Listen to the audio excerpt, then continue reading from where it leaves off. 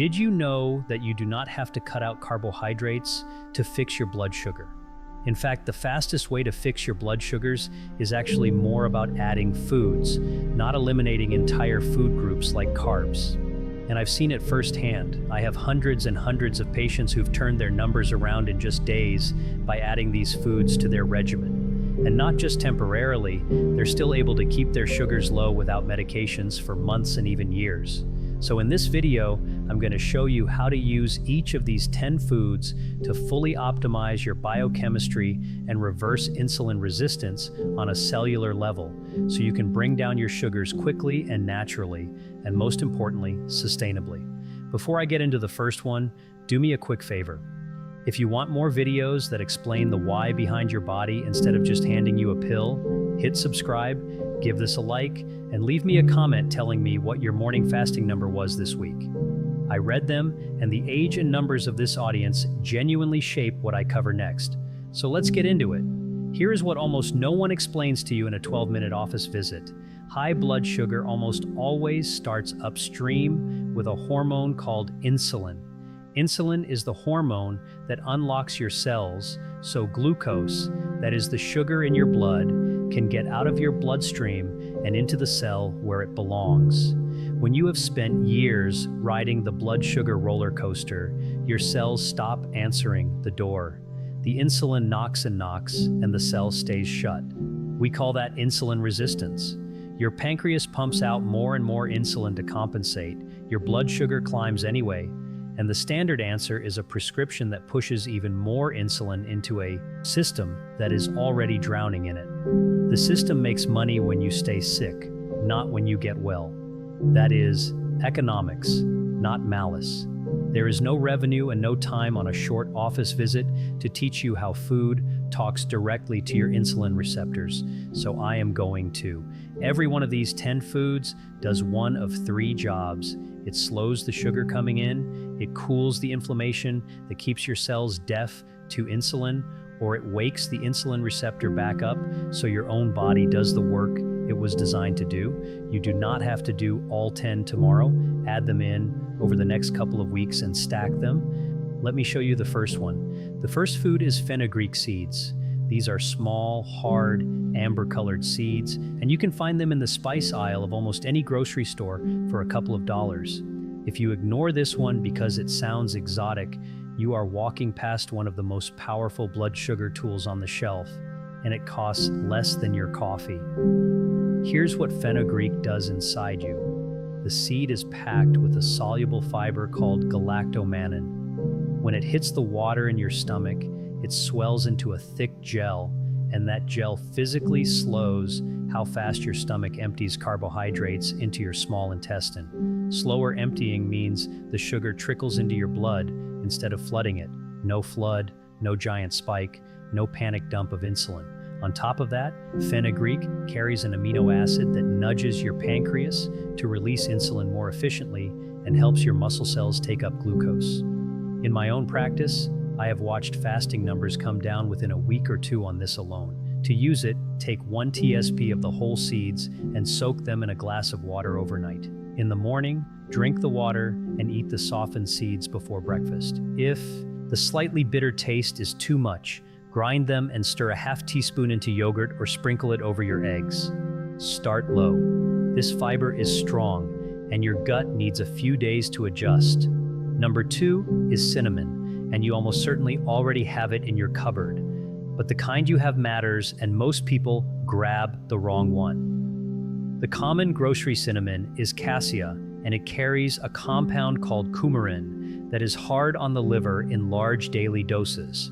The one you want is Ceylon cinnamon, sometimes labeled true cinnamon. It is milder, it is safer to take every day, and it is the one I tell my own patients to buy. What makes cinnamon work is a group of polyphenols. Those are natural plant compounds that behave almost like insulin themselves. They help your insulin receptors grip glucose more tightly, and they slow your stomach from emptying too fast after a meal. The effect is real, and it is measurable.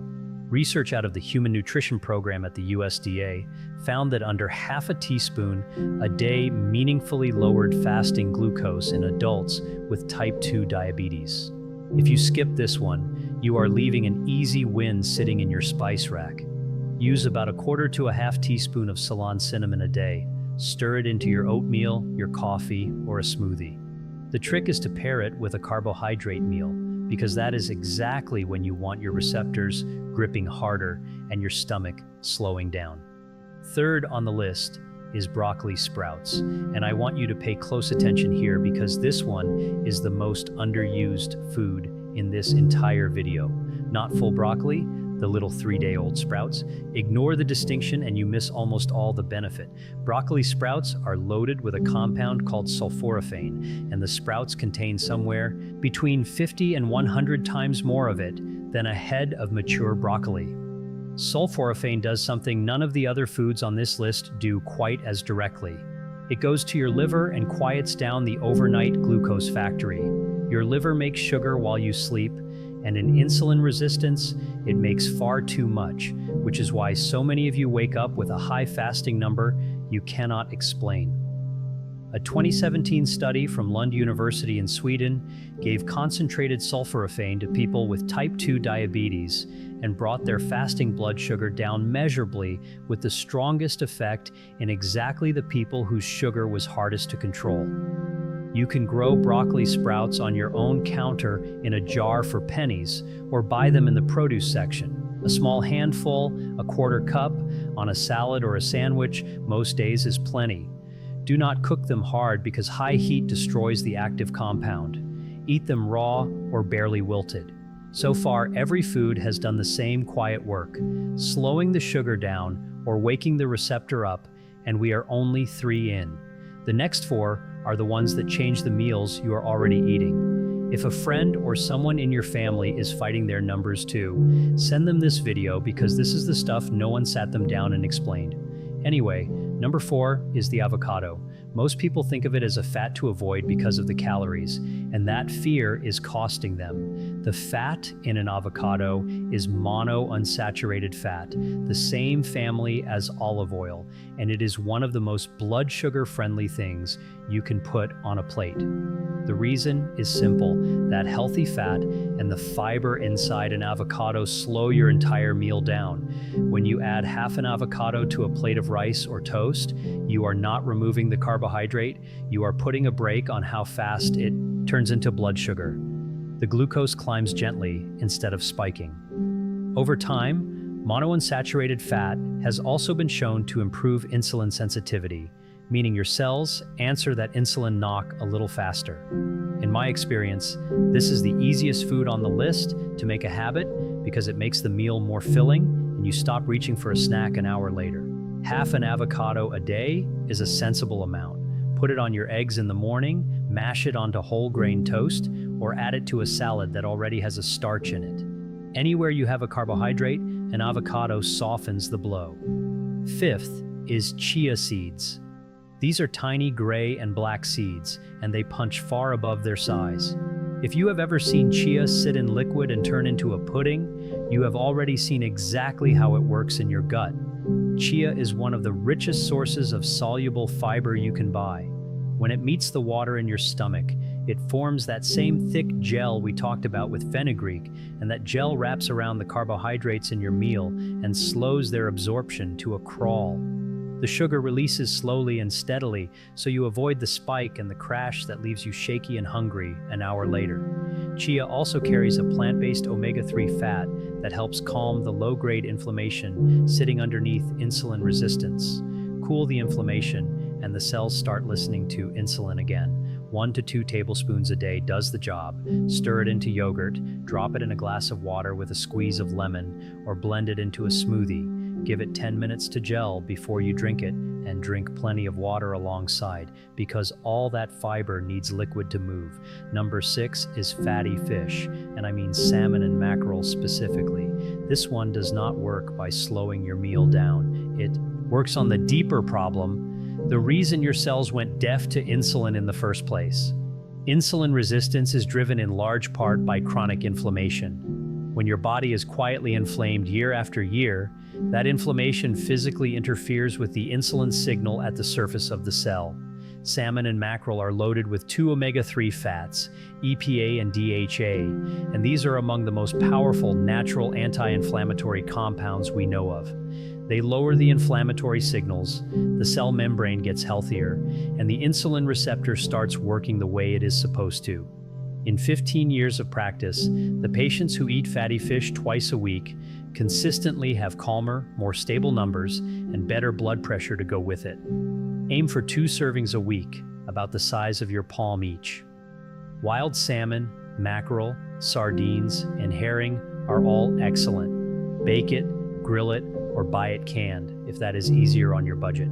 Canned mackerel and sardines are some of the cheapest, most powerful foods in this entire video. 7th on the list is walnuts. Of all the nuts, this is the one I point my patients toward first because of what it does for the lining of your blood vessels and for your insulin at the same time. Walnuts are rich in polyunsaturated fat and the same plant omega-3 found in chia. That fat improves the function of your endothelium, the thin lining inside your blood vessels, which is one of the first things high blood sugar damages. At the same time, the fat, fiber, and protein in walnuts blunt the rise in blood sugar after a meal and have been shown to lower fasting insulin, which is the number underneath your blood sugar that tells you how hard your pancreas is straining. Eat a small handful as a snack instead of crackers or a cookie, and you have taken a sugar spike and turned it into a flat line. A small handful is about a quarter cup or 7 to 10 whole walnuts. Keep them raw or dry roasted, not the candied or honey-coated kind. Use them to replace a processed snack, not to add on top of one. Number 8 is eggs, whole eggs, yolk included. For years, people were told the yolk was the enemy, and that bad advice pushed folks toward sugary breakfast cereals that were far worse for their blood sugar. Let me set that straight. A whole egg is almost pure protein and fat with virtually no carbohydrate, which means on its own, it barely moves your blood sugar at all. But the real magic is what doctors call the second meal effect. When you start your day with eggs instead of toast or cereal, you steady your blood sugar not just at breakfast, but all the way through to lunch. You walk into your next meal with calmer numbers and a smaller spike.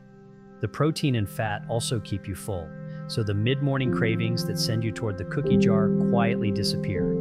In my practice, swapping a cereal breakfast for 2 or 3 eggs is one of the single fastest changes I see on a morning glucose reading. 2 or 3 whole eggs in the morning is a solid target for most people. Scramble them, boil them ahead for the week, or fold in some spinach. Put that avocado from earlier right on top, and you have built a near-perfect blood sugar breakfast. Number 9 is apple cider vinegar, and this is the one with the fastest visible effect on a glucose meter of anything on this list. If you have a meter at home, you can watch this one work tonight. The active ingredient is acetic acid. It does 2 things at once. It slows your stomach from emptying, so the carbohydrates in your meal arrive in your bloodstream gradually, and it helps your muscles pull glucose out of your blood and use it for fuel. The research here is strong. Work led by Dr. Carol Johnston at Arizona State University found that a tablespoon of vinegar before a carbohydrate meal lowered the after-meal blood sugar spike by roughly 20 to 30% in people with insulin resistance. That is a drug-sized effect from something that costs a few dollars a bottle. Take 1 TBSP, and this matters. Dilute it in a full glass of water, 10 to 15 minutes, before a meal that has carbohydrates in it. Always dilute it, never drink it straight, because the acid is hard on tooth enamel and the throat. And if you take any medication for blood sugar already, talk to your doctor first, because vinegar plus that medication can push your sugar down faster than you expect. The 10th food is lentils, and this one proves the whole point of this video. Lentils are a carbohydrate, and they will lower your blood sugar. Here is how that works. Lentils are built from a slow carbohydrate called resistant starch, wrapped in soluble fiber and a healthy dose of plant protein. That combination means the glucose inside the lentil is released into your blood slowly and steadily over hours, instead of all at once. They actually carry the second meal effect too. So, A bowl of lentil soup at lunch gives you steadier sugar into the evening. Clinically, swapping white rice or white potato for lentils a few times a week is one of the most reliable ways I know to bring down an A1C, which is your 3-month average blood sugar. Aim for half a cup to a cup of cooked lentils a few times a week. Use them in a soup, a stew, or a cold salad with that olive oil and a splash of the vinegar we just covered. They are filling, they are cheap, and they stretch a meal further than almost anything else. Let me tell you about someone I will call Donna. 63 years old, recently retired, came to me frightened because her fasting sugar was sitting around 180, and her doctor had just told her it was time to add a second medication. She did not want to spend the rest of her life climbing the medication ladder, and she was scared of where this was heading because she had watched her own mother lose toes and then her eyesight to this same disease. We did not cut her carbohydrates to nothing. We added eggs and avocado in the morning instead of cereal, a tablespoon of vinegar before her bigger meals, lentils swapped in for the white rice, walnuts instead of the afternoon cookie, fatty fish twice a week, cinnamon in her coffee, and broccoli sprouts on her sandwich at lunch. Within the first week, her fasting numbers started dropping. Within 3 months, working alongside her own doctor, she had come down off that second medication entirely, and her A1C had moved from the diabetic range back toward normal. 2 years later, it is held. She did not starve herself. She ate more food, just the right food, and her own body did the rest. So let me tie all 10 of these together because this is the reason they work when cutting carbs alone fails. Every one of these foods is handing your insulin its job back without starving you. The fiber foods slow the glucose down, so your pancreas never has to panic. The fish, the walnuts, and the chia cool the inflammation that was jamming the signal. The cinnamon and the vinegar walk right up to the insulin receptor and help it grip again. Do that meal after meal, day after day, and the cell that stopped answering the door slowly starts opening it on the first knock again. That is what reversing insulin resistance means at the cellular level. And once it happens, your body holds your sugar down on its own, which is exactly why Donna's numbers stayed low for 2 full years. Before I give you tonight's plan, I need to draw one clear line. If you are on insulin or a sulfonylurea, one of the older blood sugar pills, these foods can lower your sugar fast enough that your medication dose may suddenly be too high, and that can drop you into a low. So add these foods with your doctor watching your numbers and let them walk your medication dose down as your body improves. Do not stop any prescription on your own. Bring this list to your next appointment instead. So here's what to do tonight. 5 simple steps. 1. Tomorrow morning, replace your cereal or toast with 2 or 3 whole eggs and half an avocado. That single swap changes your blood sugar for the entire day. 2. Tonight, soak a teaspoon of fenugreek seeds in a glass of water and drink it first thing in the morning. 3. Buy Ceylon cinnamon, not cassia, and start a 1/4 teaspoon a day in your coffee or oatmeal. 4. Before your biggest carbohydrate meal tomorrow, take 1 TBSP of apple cider vinegar in a full glass of water 15 minutes ahead. 5. This week, swap white rice or white potato for lentils at least twice and put fatty fish on the menu 2 nights. Stack these in over the next 2 weeks. You are not removing the foods you love, you are adding the foods that protect you. Now, everything we did today brings your sugar down during the day and after your meals, but a huge number of you have told me the same strange thing, that your highest reading of the whole day is first thing in the morning before you have eaten a single bite. You fasted all night and your sugar went up anyway. There is a specific reason your liver does that while you sleep, and there is a way to shut it down. I made a video that explains exactly what is happening overnight and how to wake up to a lower number. I will put it right here on the screen. Go watch that one next, and I will see you there.